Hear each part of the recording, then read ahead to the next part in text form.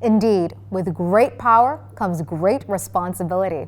Step by step, atom by atom, let's take a listen to our next session on quantum engineering. It's over to you, Dr. Narang. All right, thank you so very much for having me here. My name is Prineha Narang. I'm on the faculty at Harvard. I've been here for a few years.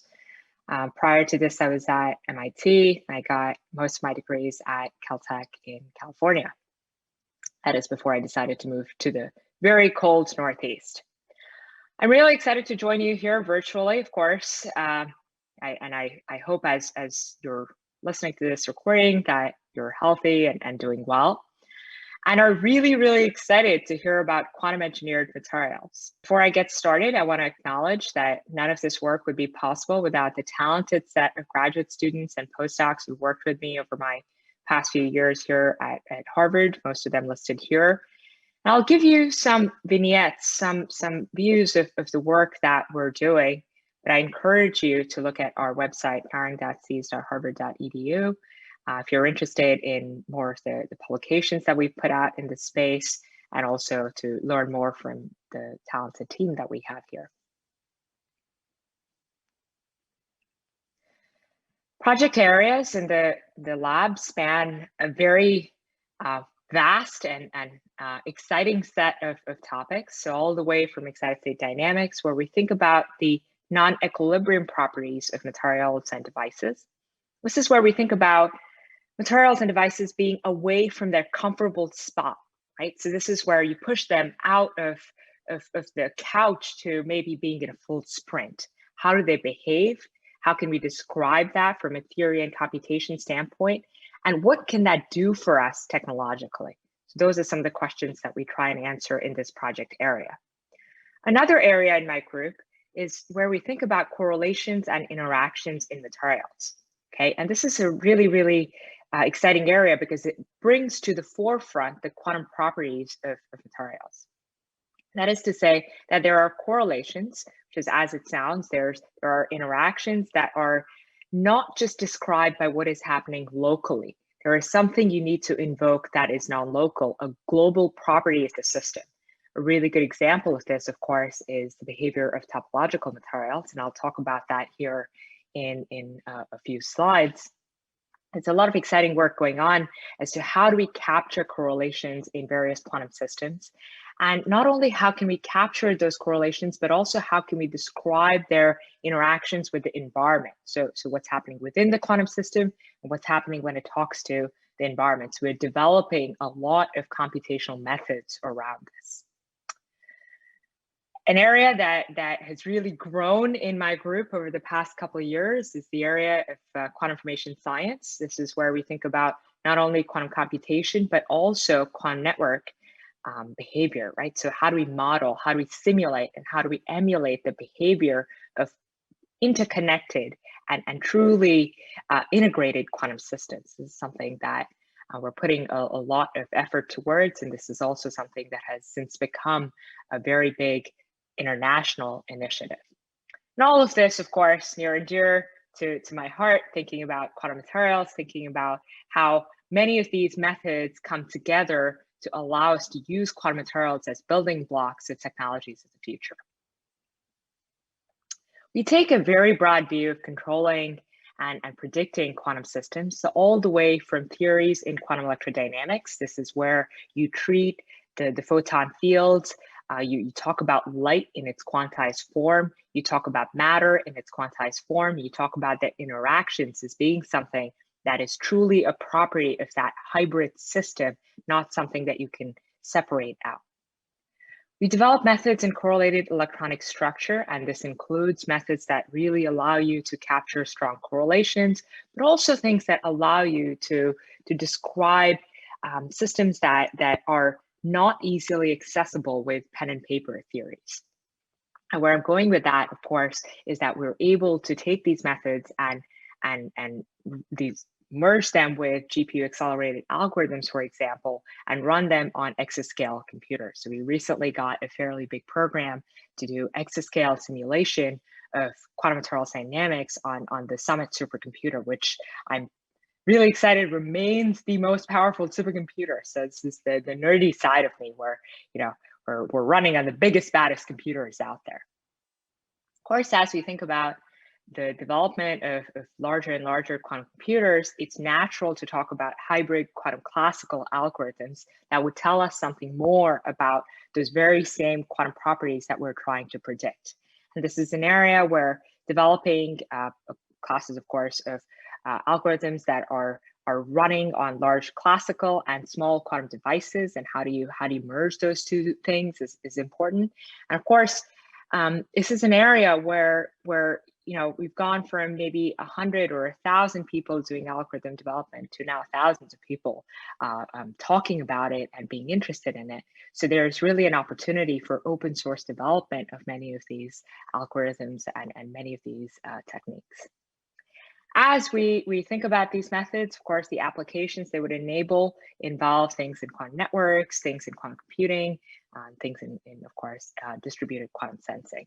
And of course, as we think about quantum sensing, we can really think about very, very, very large scale applications that include, say, sensing in space-based environments that allow us to talk about long baseline astronomy, all the way to things that allow us to talk about applications of quantum sensing in ocean science, in marine biology. So it's a very, very vast spectrum of properties that you could talk about sensing here. When we think about predicting the behavior of these quantum engineered materials, something to realize is that these predictions are across a very, very wide set of length scales. Okay, and this is something that is maybe underappreciated because we think of, okay, I can do this calculation for a small cluster of atoms. Maybe I can talk about a very precise simulation for 100 electrons that would also run on a NISQ device, a noisy intermediate scale quantum device. But what's important to realize is that the properties we're looking for are not just on one end of the spectrum. We're looking for something that spans this entire set of length scales. So all the way from finite systems, things that are very, very confined, all the way to extended systems. And this is where methods that or have been developed in quantum chemistry end up being very focused on the left side of this chart here, where we're talking about finite systems and methods from conventional condensed matter and materials physics more on the right side of this, where we talk about extended systems. So there's a little bit of a divide here, and something we're trying to do in my group here is how do we merge this, how do we bridge across this divide so that we can predict orbital densities better, we can understand things that invoke the quantum nature of the photon simultaneously with showing changes to the ground and excited state of molecules. How do we talk about potential energy surfaces that are not only from the ground state, but also from the excited state manifolds? And there's a whole host of questions that come up as we also start talking about level diagrams and optical transitions in say, defects in solids that could be active emitters. I'll talk about that here in a couple of slides, and of course extending all the way out to where we're talking about phase diagrams and more conventional condensed matter properties. So we're developing methods here. Many of the methods developed in my group, particularly in the context of electron-photon coupling, in the context of transport, have been made available open source. There are other methods that we're working to make available broadly to the community. This is something that I feel will really accelerate work in the field. And if you're interested, I encourage you again to write me and see if we can collaborate on some of these topics. I keep talking about methods, and I keep saying, we want to bring QED into the picture. Right, and you might be thinking, aha, I've heard about QED. I've thought about it from the standpoint of quantum optics, quantum photonics, but don't we have methods already that do that? And my answer to that, and this is really a theorist view of the world. Okay, so there's light on one axis, matter on another, going from analytical to computational. Right. So we have theories that are in this regime here, where we talk about properties in quantum optics, where we treat the photon very, very precisely. However, we frequently treat the matter or the molecule using a very, very simplified model. So it's a 3 or 4 level system. You almost never talk about strongly correlated matter in that context. And so it becomes challenging to then say how is strong light matter coupling, for example, changing the behavior not only of the ground state, but also of the excited state manifold. That's one end of the spectrum. Another end of the spectrum are methods from electronic structure theory, of course, density functional theory, which has been a workhorse in the field, Green's function-based methods, and the current gold standard in the field, coupled cluster singles doubles. These methods tell you a lot about the correlations in matter, in materials. However, they're critically lacking in their traditional format, including the photon, including the quantum nature of light. And this is where we've made, I think, a dent in the problem, where we've introduced methods that formally combine QED and electronic structure theory. And much like standard electronic structure theory, you could have a similar hierarchy of methods. So it could include time-dependent density functional theory, include things like coupled clusters, singles, doubles, with treating QED at that same level of quantization. We've worked with groups in the Max Planck for structure and dynamics of matter in Germany. We've now also started a fair bit of collaborations with colleagues at ETH in Zurich. So this is really an international effort to pull together methods that address this big problem. Okay.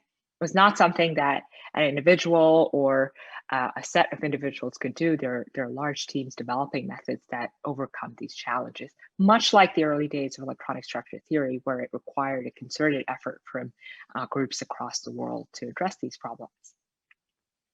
As we think about these, it really becomes obvious to an expert, maybe not so obvious if you're looking at it from the outside, that these theories are very well matched with the experimental efforts that are underway. The place where I see a couple of really, really good intersections are, of course, fabrication of atomically architected materials, right? We can have these 2D materials now, can create gorgeous stacks of them, and it's like making a niche sandwich, right? You point out exactly what you want in which layer, whether you want a little twist. I think that's a real opportunity now to talk about interactions being controlled at that atomic scale, including interactions with light. Those fabrication capabilities have come at the same time as experimental techniques in ultra-fast probing of these, for example, terahertz probes, for example, probes at the LCLS at SLAC, which is a free electron laser source. These have really allowed us to then think about interactions with light fundamentally differently. And they have very, very nice intersections with the types of methods I just talked to you about a couple of slides ago. So an example of that is to think about this polariton physics. We could talk about, what can polaritons do for us beyond, of course, shrinking light to the atomic scale. What types of new phenomena, what types of new physics, what types of new technological directions can we explore? Would it be that emitters can couple to these polaritons at the atomic scale? Maybe we can allow forbidden transitions to happen. This is an area that Martin Soljacic at MIT and others have also pioneered.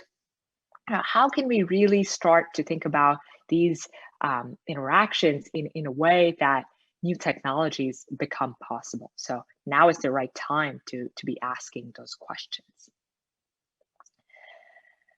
Let me switch gears a little bit and talk to you about another very related and also technologically important area. And this is where we think about quantum defects and unlocking their superpower, right? So normally when we think about the word defect, you think it's bad, it's defective, right? The word itself has a negative connotation. I encourage you here today to embrace a more of a lemons to lemonade attitude for this, and to say that, yes, semiconductors, wide gap semiconductors have defects, and actually some of those defects, not all, but a few of them could actually act as active quantum defects, ones that could act as single photon emitters or as optically addressable spin qubits. And both of these would really, really enable new quantum technologies that span all the way from sensing, networking, eventually to solid state quantum computing, right? So we need single photon sources, and we need the ability to control these spins at ideally a I keep wanting to say room temperature, but for a quantum scientist, room temperature basically means getting out of that dilution refrigerator and getting closer to room temperature. So that's something that these defects could allow.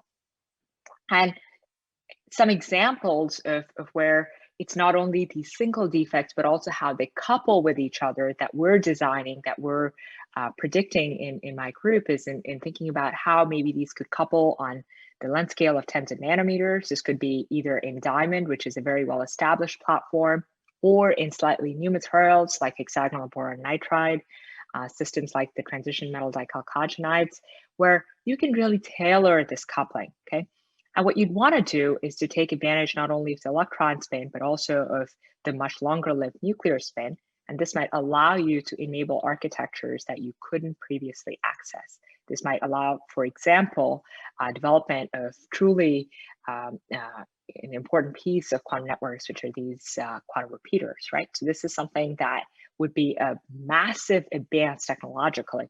And we know that some of the current quantum defects and color centers from that are being used that are based in diamond host lattices are not necessarily good enough. So this is an area where theory can really, really have an impact. We can also predict from first principles what types of gates you could engineer with these specific emitters. Would they be coupling via strain?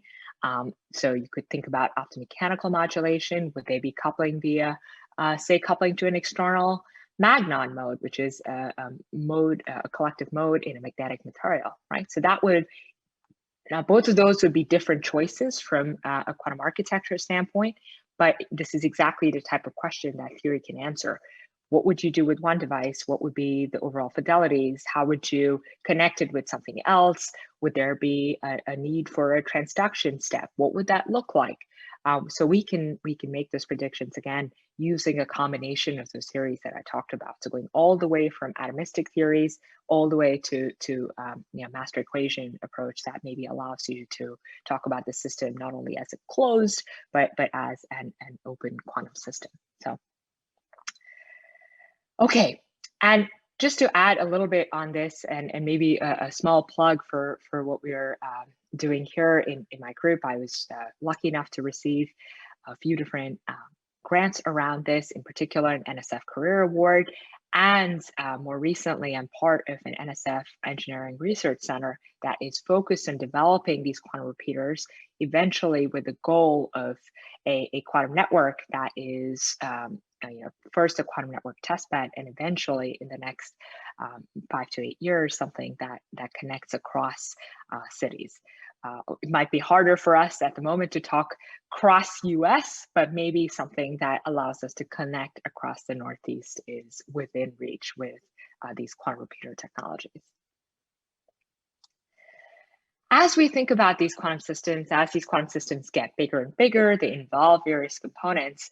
An area of focus for us in my research group has been to introduce methods that quantitatively predict decoherence, right? So decoherence is the dragon that we want to slay in quantum information science. It's what stands between us and something that is a truly scalable quantum technology.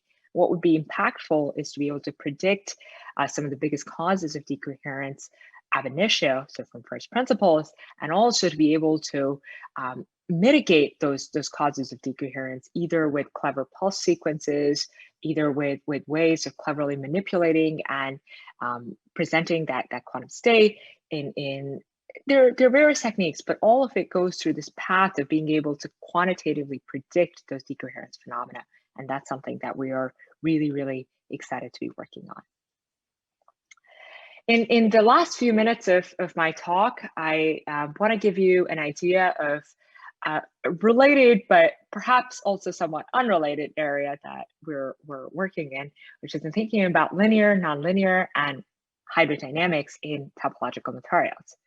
Topological materials are, something that has really captured the collective imagination. And you've perhaps seen a talk in topology, folks from a mathematical standpoint talking about, there are certain properties that you really, really, cannot access without making a global a change to the system. So an example of this is, of course, the famous donut, right? So there's only one way to make it not a donut, which is to cut it, right?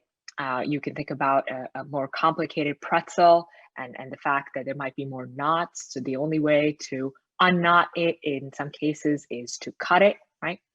And what that means is that those topologically enabled properties offer inherent protection to your quantum system. And this has implications in quantum computing and quantum science, but also has a lot of very fundamental physics and material science questions it brings up.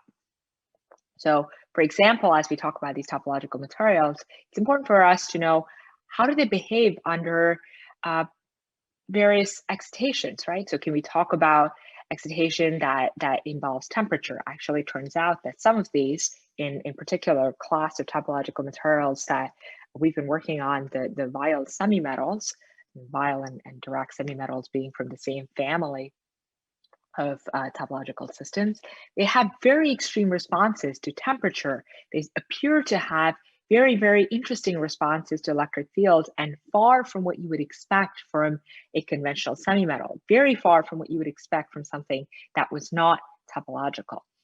So part of the question here is, how many of those properties can be directly linked back to topology?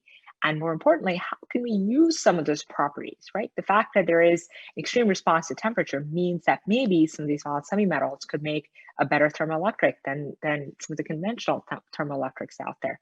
The fact that some of these have extremely high nonlinear coefficients, both Chi2 and Chi3, for those of you who are familiar with nonlinear optics, those are very hard to engineer in conventional materials. However, it appears that some of these Weyl semimetals intrinsically have incredibly high nonlinear coefficients. Of course, as I mentioned earlier, these have interesting correlations, whether it's a correlation that then allows a phase transition to occur. A good example of that is that some of these Weyl semimetals can turn into, with just the right correlation, into an axion insulator. There are really some fundamental questions associated with those types of correlations and distortions, right? And for my friends who come from a high energy or a particle physics background, you might be thinking, I've seen the word Weyl and axion in the context of high energy physics. I've seen the word Majorana in the context of high energy physics. You're absolutely right. These are the same properties, but now being realized in condensed matter. And I think this is part of what makes condensed matter physics so exciting, is that some of these properties originally predicted in high energy physics, ones that, for example, the axion, that have been really, really hard to find from a high energy standpoint, are actually being realized in condensed matter. So I think there are some fundamental questions about the physics of the universe that we could answer using these topological materials as a sandbox. So if you're a junior scientist, perhaps a student who's thinking about which direction to go in, I strongly encourage you to go look at our recent, these are written for a slightly more non-technical audience. So take a look at these, and hopefully you will be as excited about answering these questions. And by no means have we fully exhausted the types of topologies that can be realized in these systems. In fact, we think that we have barely scratched the surface of what you can do in these topological materials. There are new topologies to be discovered. There are higher order topologies to be discovered. There are new properties of these to be discovered, and perhaps some of you will be encouraged to join the field and work towards those.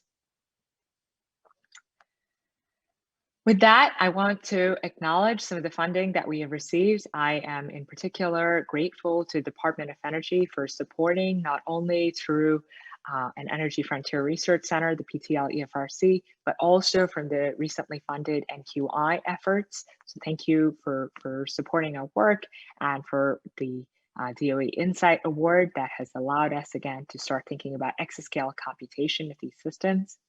For the work in non-equilibrium dynamics, I'm thankful to DARPA. And of course, as a Moore Inventor Fellow, it is a privilege to thank the Gordon and Betty Moore Foundation for allowing me to think about these problems in quantum technologies from a blank slate perspective and really work towards these high risk, high reward problems. Thank my research group again, and thank you very much for your attention. I know this is not a live forum, but please feel free to contact me via my website, write me an email, and as appropriate, I would be happy to connect you with some of the students and postdocs working with me on these topics. So thank you again.